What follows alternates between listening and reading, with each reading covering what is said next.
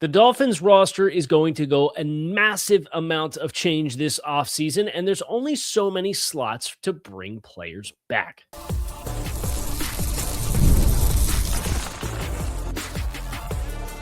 You are Locked On Dolphins, your daily Miami Dolphins podcast, part of the Locked On Podcast Network, your team every day.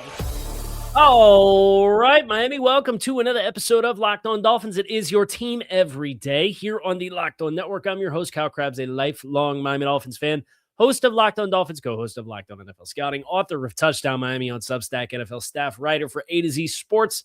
I give a special welcome and shout out to our everydayers because it is your team every day. We don't just say it, we live it here on the Locked On Network. A special thank you to each and every one of you who've helped to make the Locked On Podcast Network become the #1 sports podcast network in the world. Today's episode is brought to you by FanDuel. The winter games are on. There's no better way to follow them than with a bet on FanDuel. FanDuel, play your game.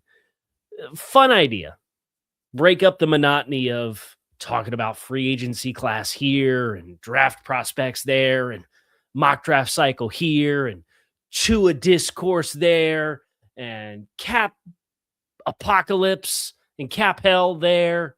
We're gonna mix it up, and trust me, we're gonna have plenty of time. We got about a month. We are less than a month away from the start of the negotiating period, and we are a month and 1 day away from the start of the league calendar year, right? In which it's all gonna break loose, and we got plenty of time. No, we don't, but we do, to talk about XYC ABC. But I wanted to break it up a little bit by looking at what we think we know, what we do know, what we don't know, and taking into consideration kind of where the team is at, and looking at all the players that are on the outs, all of the meaningful players that are expiring contracts in some way, shape, or form, whether they're restricted free agents, whether they're unrestricted free agents, exclusive rights free agents. We've got one or two of those as well. And just ask ourselves, door number one or door number two? And door number 1 and 2 is being only bringing back one player out of 2 for a certain role. Like Ife Melifonwu or Ashton Davis. Who would you rather have, this player back or that player back? I could tell you right now, I'd rather have neither player back. But it's kind of a fun way to kind of put a bow on the season that was and tie in where this team we're hoping it goes, right? Which is with a long-term scope and finding a role. Now, to double down, me saying I would rather have Daniel Brunskill back than Cole Strange doesn't mean I think either one of those players will be back or should be back. But it is kind of a fun way to just kind of weigh out the performances and the economic values and the long-term scope that we're playing with. And I'm going to cheat. I gave you all the disclaimers. I'm going to cheat to start because I'm going to go with a player that's under contract with a player that's not.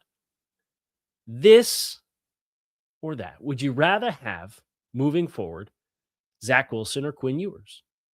And if you'd have asked me this 12 months ago, my answer would have been Zach Wilson. But I think Quinn Ewers performed, generally speaking, above my level of expectation with the 3 starts that he had at the end of the season. He's a 7th-round rookie contract. That cost control versus paying annually veteran backup quarterback money is a big difference.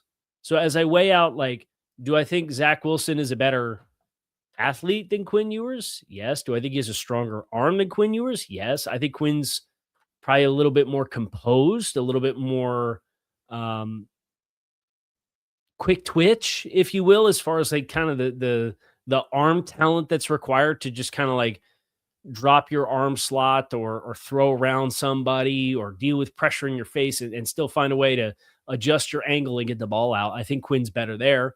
And I think he's like more chill, right? So that plus there's pros and cons, I think, to each quarterback, but then the economic element and the 3 years of contract control for Quinn, I'd rather have Quinn Ewers than Zach Wilson as a this or a that. We don't really have this dynamic at running back, but we do have it at wide receiver, with Eskridge and Cedric Wilson Jr. being the two notable expiring contracts. And you could put Tyreek Hill in there. And because of the economic intersection with Tyreek, and because of the injury element with Tyreek, and the age element with Tyreek, and the distraction element with Tyreek, I could tell you I would rather have either Eskridge or Cedric Wilson back than Tyreek Hill in 2026, because we know where this team is going and how long it's going to take for this team to get there. Right? Continuing to pay premium dollars to Hill later in his career off an injury, with the distractions that come with that, with a new regime coming in that's going to try to get everybody's gig line straight and make sure that we're all rowing in the same direction. And Tyreek was a part of the challenges that helped unbutton the 2024 and 2025 Miami Dolphins. So the talent is overwhelmingly Tyreek, but all the other elements, and this, I think for me, it really helps to amplify the layers that are going into every decision that needs to be made right now. I'd probably Eskridge has special teams appeal, has long-term play, and is a minimum salary contract as compared to Cedric Wilson, who is not explosive, not really a special teams kind of player. Is more of a blocking receiver. So you're getting less versatility with the role for the same amount of money, but an older player that has less long-term appeal and is less explosive. And all of that trumps $36 million for Tyreek Hill next year. So Cedric or Eskridge, congratulations. You're the winner of this or that, or the wide receiver room. It does get really interesting with tight end and offensive line. Darren Waller is last on the this or that. I'm not even going to include him in the exercise, right? And Darren was great on the field last year, but it's the same thing with the Tyreek Hill. Being at the end stages and chapters of your career with injury elements is a non-starter for this conversation. These are exactly the kinds of players that we're trying to flush out of the system, right? And it was, somebody had asked me, I reached out if I thought the Dolphins should go after David Njoku, after Njoku put on Instagram that he's looking for a new home for 26 after 9 years in Cleveland and being a first-round pick. He's missed 5 games or more in each of the last 2 seasons. He's going to be age 30 season, and he's going to be expensive. It's the opposite of what the Dolphins need to be looking at, right? So Waller, not that he's super expensive, but those other elements, that age element, that injury element, 2 separate IR stints, that's a really hard sell for me. It's kind of a non-starter, right? So now Julian Hill versus Greg Dulcich. And this was the one that was on, I had this interaction this morning on Twitter, and it was kind of the catalyst for today's show. Because Julian Hill has a better body of work of doing his role on the team. He's been a blocking specialist effectively for the last 3 seasons since he came to the team as an undrafted rookie. But I can find a blocking specialist for minimum salary or close to minimum salary, which is why if I'm the Dolphins, I would not be using the restricted free agent tender on Julian Hill. I would be trying to work out a contract extension, because the restricted free agent tender is 3.5. Right? Why would I sign myself for 3.5 for a player that I think I could get for 1 3/4 or 2 on a multi-year deal at that rate and have more cap flexibility? I think I can find Julian Hill's skill set more readily than I can find the ceiling of the pass catching profile of Greg Dulcich. So if I had it on the table and I said I can have back Greg Dulcich, or if I can have back Julian Hill, I would pick Greg Dulcich. I would pick the this as compared to the that, because I don't know how many gifted pass catchers at the tight end position showed what Greg Dulcich showed. Now, he's not like a man-beating tight end, but he's a zone buster underneath. He's got good hands. He had a really good run after catch. He's very clearly an athlete. He's now had a year of success in the system in which he was fringe top 10 tight end production after he got in the lineup in week 8. He had a 20-yard catch in all but 3 of the games he played down the stretch last season. So there's an explosive play element there. There's a run after catch element there. There's a big-bodied, reliable hands element in the middle of the field element there. And if that means I have to go shopping for a 28-year-old veteran tight end 3 who's an inline blocker and pay minimum salary, I think I could get closer to what I think Julian Hill is at his ceiling, or at least what his current ceiling is. Because we haven't seen in 3 years the receiving profile for Julian ever blossom, right? It just had that part of his game is not taken off. We'll do offensive line, and then we'll go to the defensive side of the ball. So for those keeping track at score, Quinn Ewers, D. Eskridge, Greg Dulcich. My winners of this or that through the skill group. We're going to go to the offensive line next. Make sure you guys stick with us. The winter games are officially here, and if you're anything like me, you're locking in for events that you only get to see on the biggest stage every 4 years, and that's why following the winter games on FanDuel just makes sense. From medal counts to individual events to finding your angle on the sports you care about the most, FanDuel gives you more ways to stay connected to the action than anyone. The drama of curling matches that start slow and somehow get intense real fast, speed skating races that are decided by inches and milliseconds, hockey games, that's where my jam is, to be honest with you, because they feel different from the puck drop. You know, you remember last time USA and Canada played? It's hard to forget the intensity there, right? FanDuel keeps the entire Olympic experience engaging from start to finish. The winter games are on. There's no better way to follow them with FanDuel. FanDuel, play your game. I kind of teased the Brunskill Cole Strange one. You could really open this bad boy up to any number of options for depth players. Liam Eichenberg, we're kind of assuming is donezo, right? Where Liam is apparently contemplating retirement, had some major injury that happened last year in the offseason and kind of the ramp up to the season. And he was a mystery injury that we never got any clarity on. And then at the end of the year, it came out he was like still in a boot and was really having a hard time. So it's probably safe to eliminate Liam from the discussion in the discourse here. So if you're looking at just interior offensive linemen, the guys who are expiring contracts are Cole Strange and Daniel Brunskill. But I do want to cheat here and make this one interesting because I think there is an intersection here where you could maybe talk me into a higher priced player. That, of course, is James Daniels versus Daniel Brunskill versus Cole Strange. If I could this or that or this, that trio, for me, Brunskill is a kind of an aging player, but a lot of valuable experience. The Dolphins didn't really put him out there in a position to be an every down player. He was the sixth offensive lineman that really got to play because he knew the system and could execute the motions. Cole Strange got the playing time over him. And I think Cole Strange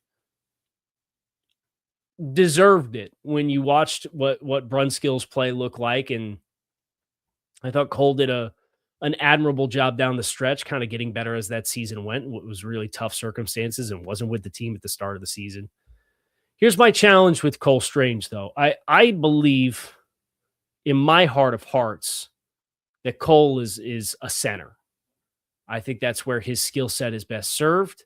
I don't think he has the anchor to play with three techniques with explosiveness over top of him. I think that can really test him, and I think you saw that from time to time. And I think the Dolphins made their concessions with the pass protection, and as a result, they kind of put their second-round rookie in a tough spot at times, trying to protect the guard on the other side in Cole Strange. And it reminds me, ironically enough, you watch the Super Bowl, right? And Jared Wilson's the other rookie offensive lineman who's starting for the Patriots, and he's starting at left guard. And really struggled with anchor. And he was a college center. And I look at Cole Strange and I see the same kind of player where there's not a lot of, he's a very lean, athletic build. His quickness is his best quality, and his anchor is his worst quality, and his power application is his worst quality. So I will readily admit, like, if you're looking for a starter, Cole Strange has more appeal than Brunskill because Brunskill is a descending player because he's an older player, right? I mean, he's at the point where he's 32. This is going to be his age 32 season. And you could tell, right? I think he's starting to get a little tighter. He's not as dynamic as he once was when he was in San Francisco. Versus Cole Strange is 27. He's in theoretically the prime of his career, but he will turn 28 in July 31st. So right around the start of training camp. Would I rather have the descending vet backup or the guy who could be a starter in the right situation? I pick the guy who could be a starter in the right situation. But would I rather have a guy who's miscast and playing in a different situation in Miami in Cole Strange? Or would I rather have a veteran who's on the books for less than $5 million in cap space in James Daniels? Well, this is really putting a lot. It's almost better to put James Daniels versus Austin Jackson. Because I don't think any of the options for the interior, and this kind of underscores like where the Dolphins' interior offensive line situation's at right now. I don't think picking Cole Strange is a particularly attractive option, and I don't think picking James Daniels is a particularly attractive option either. I think James Daniels, his floor as a starter, I think would warrant keeping him over bringing back Cole Strange. Now, if you were going to bring back Cole Strange to be your backup center and a utility guy on the inside, I'd say, okay, but you have Andrew Meyer, who's a rookie contract player, to do that same role, who has a better anchor because he's a little squattier and a little denser. So I'm going to take I'm going to take the coward's way out. I'm going to do James Daniels versus Austin Jackson. The pro to James Daniels. So Cole Strange wins the this or that versus Daniel Brunskill. I changed my mind. Talk myself into it. James Daniels versus Austin Jackson. Austin's twice the money, or not twice the money, but he's 50% more money than what James Daniels is going to be this year. It's about 8 versus 11.5 or 12. Austin, both players have an injury element. Austin's played more and plays the more valuable position. Austin carries twice the salary cap charge. So this is probably the most complex one yet, because the cash savings for Austin and keeping Daniels would be very attractive to me. But James Daniels has not played at all the last 2 years. We have 300 snaps the last 2 seasons combined, and 290 something of them were in September of 2024. At least Austin gives you half the year. And he plays the better position. I think I would rather keep Austin Jackson and spend the $3 million more than keep James Daniels. And this is, you can kind of see how we're creating a hierarchy here of Brunskill and Strange. And then I perceive Daniels to be a step up above that, but Jackson's a step up above that. But Jackson's also a problem on your offensive line because you can't rely on him to stay healthy. If you could get healthy Austin Jackson, I'd be totally fine rolling with Austin Jackson as starting right tackle this year. But it's the injuries plus the cash and the persistence of the injuries that makes that one a hard one. I wouldn't be surprised if they make that one work out just because they don't want to open up even more holes on the roster. But that means somebody else is going to be on the block because you're keeping that $11 million in salary. Honestly, Larry Borom's probably second on this list. If I gave you Austin Jackson, who's not a free agent, and James Daniels, who's not a free agent, if I gave you Larry Borom, Cole Strange, Daniel Brunskill, is Larry Borom not the second most attractive option to bring back? At least he's got guard tackle versatility, and at least he's going to be cheap, and he's in the prime of his career. And I thought he played admirably well and was, if you told me he was a utility offensive lineman and not a preferred starter, I think you'd be totally fine with him being on your offensive line depth chart. That honestly might make him the most appropriate compensation, skill, versatility, age. He's probably the most appropriate role and team situation appropriate player on the offensive. So let that sink in. You got Brew and the great Paul. At least you got a rookie contract player in Jonah with now a year's worth of starting experience. We'll see what he does. Andrew Myers, an intriguing depth player. The rest of it, I think if I could bring back any one guy, it might be Larry Borom. It is Larry Borom. Let me put my flag in the ground there. And it's because you have to cut the cash, right? The cash plus the injury concerns with those two guys that were supposed to be starters for you. Defense side of the ball next. Make sure you guys stick with us.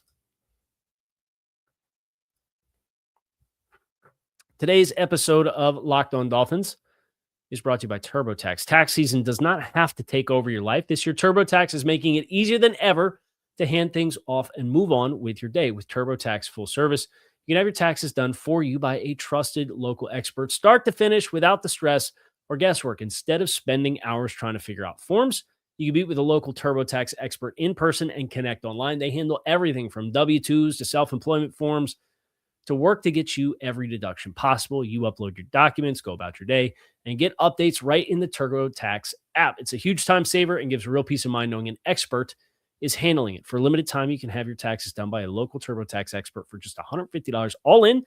If a TurboTax expert didn't file for you last year, just file by February 28th. Take taxes off your plate and get back to your life. Visit TurboTax.com/local to book your appointment today. Defensively, we'll go in the defensive interior because there's two names. It's Benito Jones and Matthew Butler. And Butler's a restricted free agent. Benito Jones, unrestricted free agent.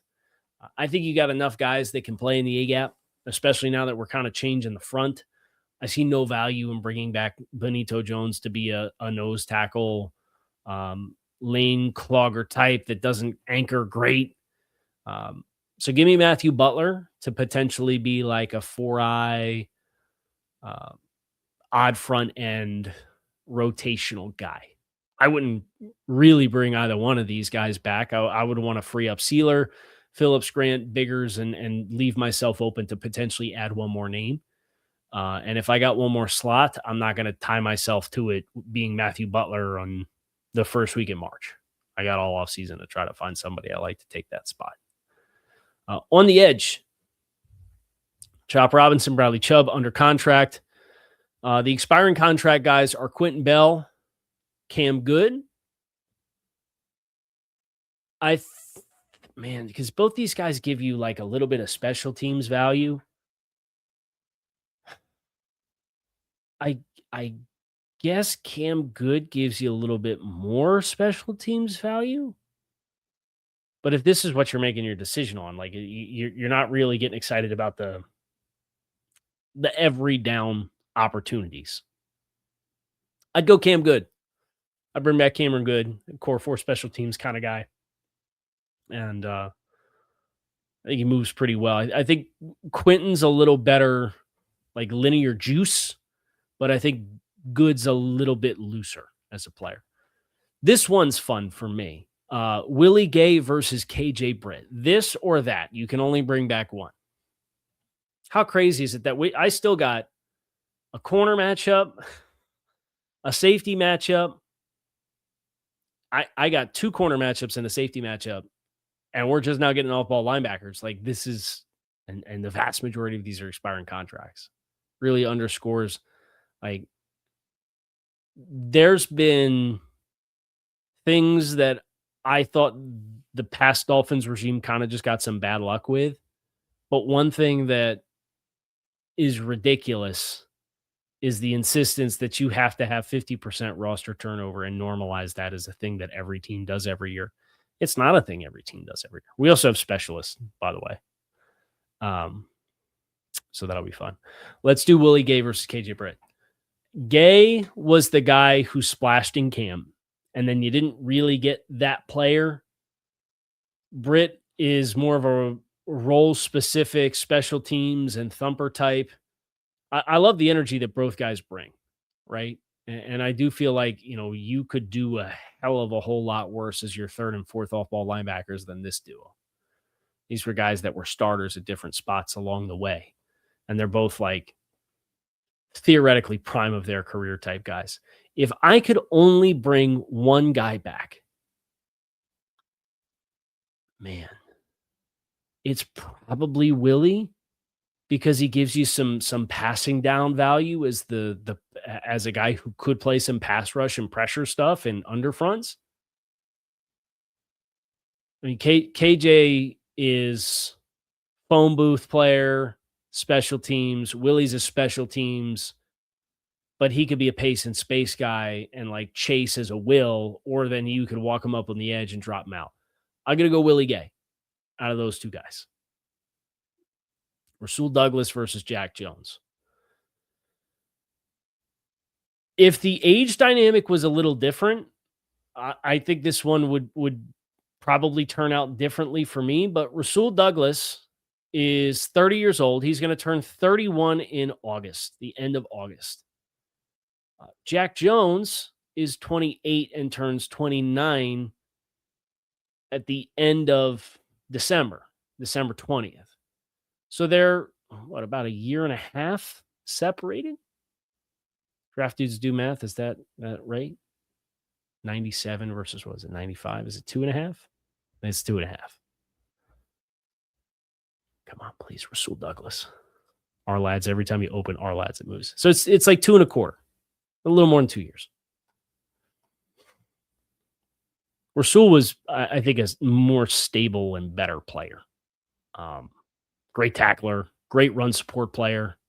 I really respect the way that Rasul came in here as a former Buffalo Bill and didn't have a dirty diaper the whole season, huffing and puffing and stomping his feet about the team culture. I thought Rasul carried himself as a consummate professional. I admired the way that he interacted with fans online after the season and during the season. He always had his nose down and was working hard. And he came in right from the jump and had very unadmirable circumstances to get thrust into the starting lineup in week 1 and made the best of it. Rasul, and as a veteran guy, all of that plus a smaller age gap to Jack Jones, having done the full body of work, because there would have been a time midway through the season where my opinion probably would have been different. And I know some of y'all keep tabs on that kind of stuff. And I'm glad that you do, right? It's like, I try to be honest, but I try to also evolve as we get more information, right? It's the worst thing you can do is formulate an opinion and stay hard and fast on that opinion in perpetuity, no questions asked for the rest of your time, that opinion is a relative thing to have. I think it's healthy to change your opinion as you have more information.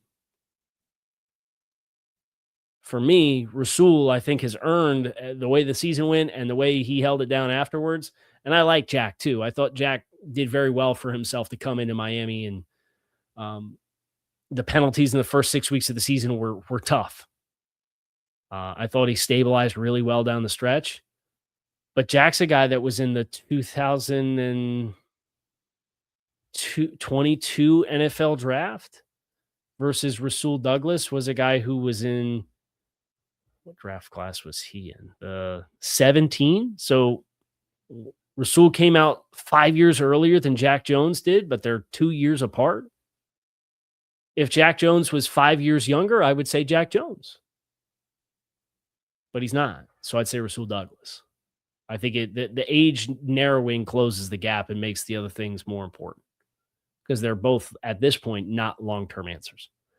I would take Melifonwu over Ashton Davis.